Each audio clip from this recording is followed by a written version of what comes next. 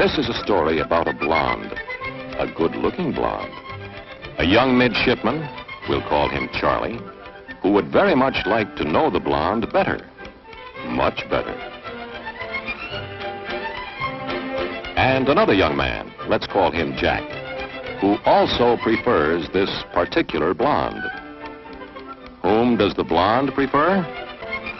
Well, the very first date with each young man tells the story. Stick around. You'll see for yourself.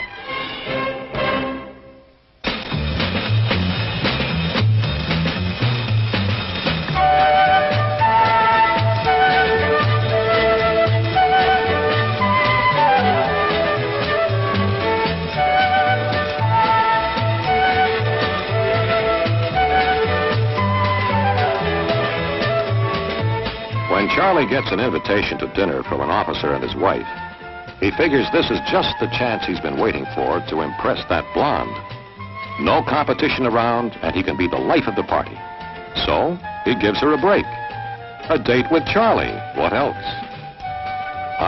Charlie, aren't you going to acknowledge the invitation? Well, guess not. Anyway, that's how Charlie's first date began. Let's see what happened with Jack. A week or so later, Jack receives an invitation to dinner from the same officer, including a date also. Whom does Jack call? Sure he did. And did he get the date? What do you think? Jack. Jack, come out of it, boy. That's better. He's writing to the hostess, accepting the invitation. This should be done within a day or so for all invitations. In the case of an RSVP written on the invitation, it is mandatory. Of course, a telephone call would be acceptable, a brief note on your calling card, or in person. The point is to answer the invitation as quickly as possible, usually in the same manner the invitation is extended. So, Jack is off to a good start. Now let's see how old Charlie carries off his big date.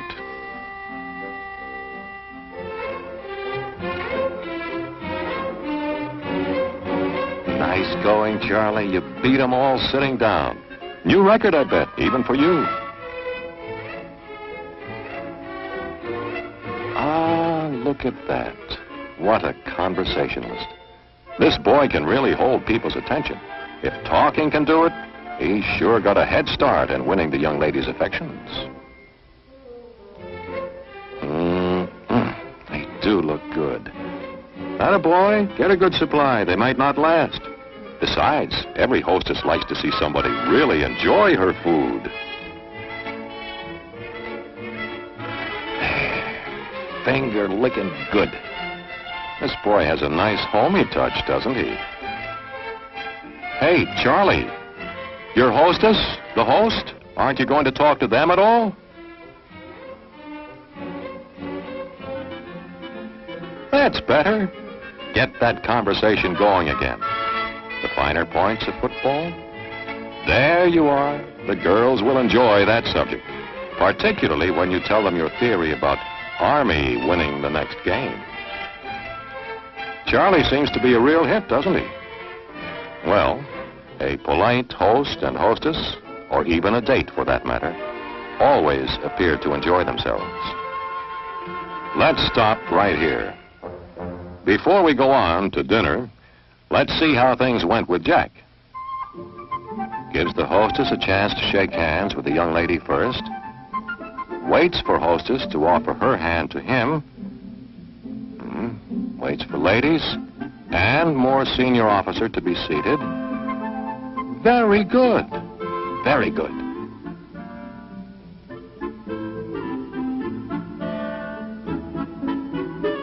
Now, that's more like it. One at a time.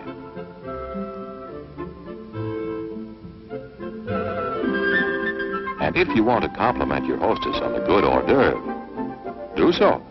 That'll go over far better than just gobbling them all up. Aha, there's the correct way to clean the fingers. Perhaps not as tasty, but still the only way to do it. Good manners, a vital facet of a gentleman's character. Such a man is considerate. For example, introduces subjects of conversation that will be interesting to all the people present. He's reasonable, and he's thoughtful. Suppose his companion doesn't know the company. He would recognize a possible feeling of shyness and take care to draw her into the conversation. Jack? Well, he may not be the center of attention that Charlie was, but he certainly does seem to be more considerate, more reasonable, and more thoughtful. And you know what? The party seems to be a bit more fun for everybody. Okay, let's go back to Charlie. See just how things went at dinner.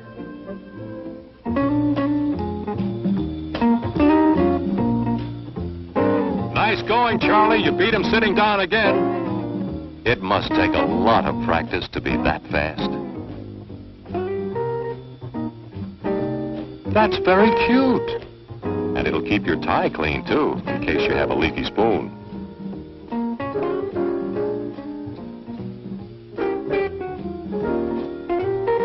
Good point, Charlie. That'll get their attention. Now, who said fencing was a lost art? Bread. Be sure to get just the one you want, Charlie. Lots of butter. Sure, you can get it easier with a dinner knife than with that little old butter knife. Who needs it? And why spoil a good conversation by stopping to chew and swallow?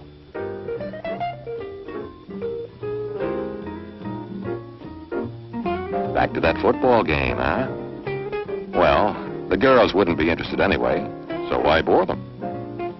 Say, doesn't old Charlie look nice and comfortable? Now that's a bit of luck. Solid cherry chair legs to rest the feet on. Hardly shows the scratches at all. Oh, it could happen to anybody, Charlie. Charlie, don't hit the panic button.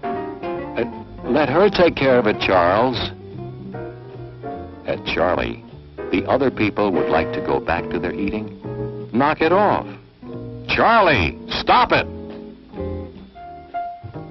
Well, Charlie finally got over his little accident. And before long, he was the center of attention again. The self-appointed center, I suppose I should say. Nothing like a good after-dinner cigarette, is there? Guess the hostess forgot to put an ashtray on the table. Or, maybe she thought nobody would smoke? Oh, no harm done anyway.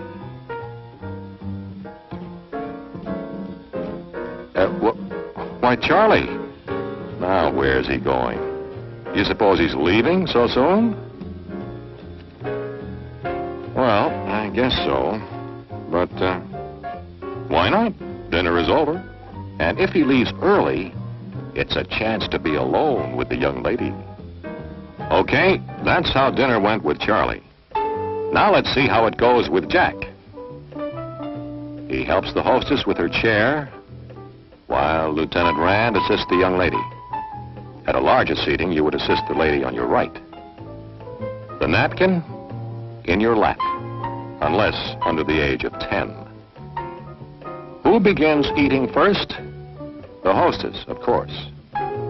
And when you eat soup, you dip the spoon in the bowl away from you. Now, should clear soup be served in a cup or bowl with handles, it is permissible to raise the cup and drink the soup. By the way, note where the soup spoon is placed when not in use. On the plate, not left in the bowl. If you can't easily reach something on the table without interfering with a fellow diner, ask for it. And be sure to pass it on. Your friends are as hungry as you are.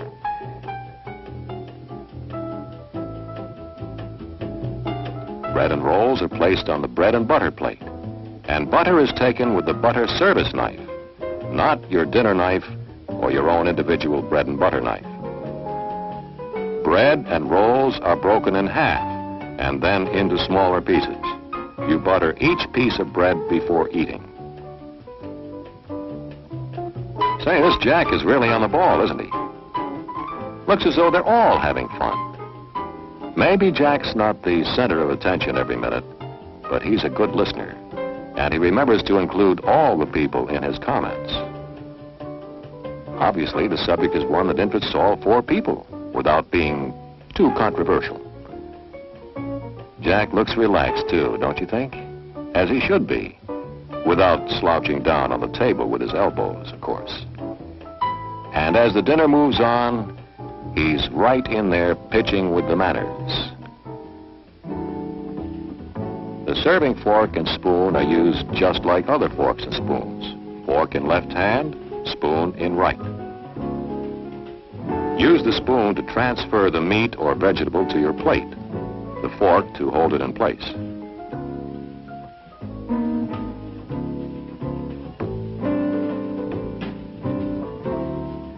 Now, your own silver is always positioned by your plate in the order of use, and you begin at the outside and work in toward the plate as the various courses arrive. This is true of an informal dinner such as this, or the most formal dinner party where many courses may be served. You still begin at the outside and work in toward the plate.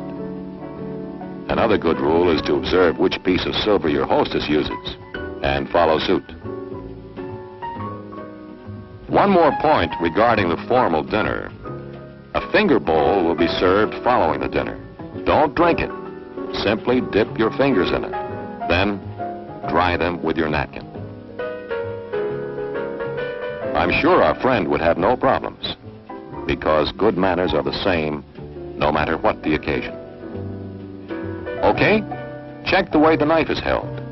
Handle in palm, index finger along the back of the blade. When not in use, it's placed across the upper half of the plate, or on the right side, blade facing in, never on the table. The fork is used tines down when cutting, then transferred to the right hand, tines up, for all other purposes. When not being used, it rests on the plate just below the knife or at the right side of the plate. Say, the young lady must be impressed by this display of good manners, especially after Charlie. Uh-oh. Don't tell me he's going to spoil the whole thing.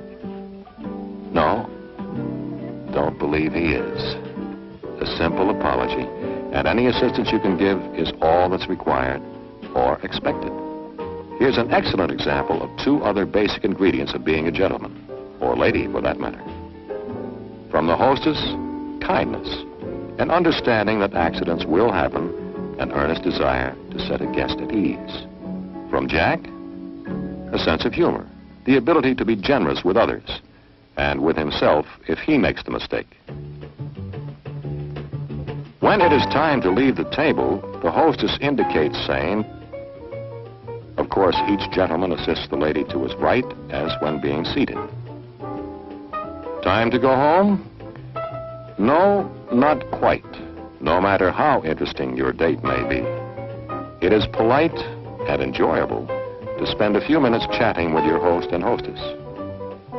A couple of points here. Check the napkins. Not folded up or crushed into a ball, just laid down naturally by the plate. The other point, no evidence of smoking, ashtrays or cigarettes. This is not an oversight. The hostess prefers that you don't smoke at the table. So, take the hint. Don't. If she wants you to smoke, there'll be ashtrays and cigarettes, probably in the living room. So that's how dinner with Jack and the blonde young lady progressed. And you've seen Charlie and the young lady in the same situation. Well, who got the girl? Charlie? Let's see. How about going to the movies with me tomorrow night? I'm sorry, Charlie, I'm busy. Okay, next Saturday night. Oh, I already have a date then, too. Well, maybe some other time then, okay? Sure, maybe some other time. Good night.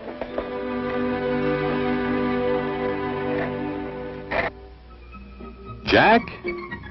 Well, he wrote his thank you note, the proper thing to do, and also because it was a special night for him.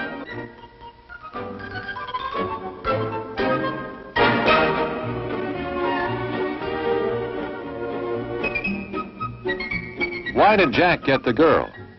Oh, you know. Blondes prefer gentlemen, and so does everybody else.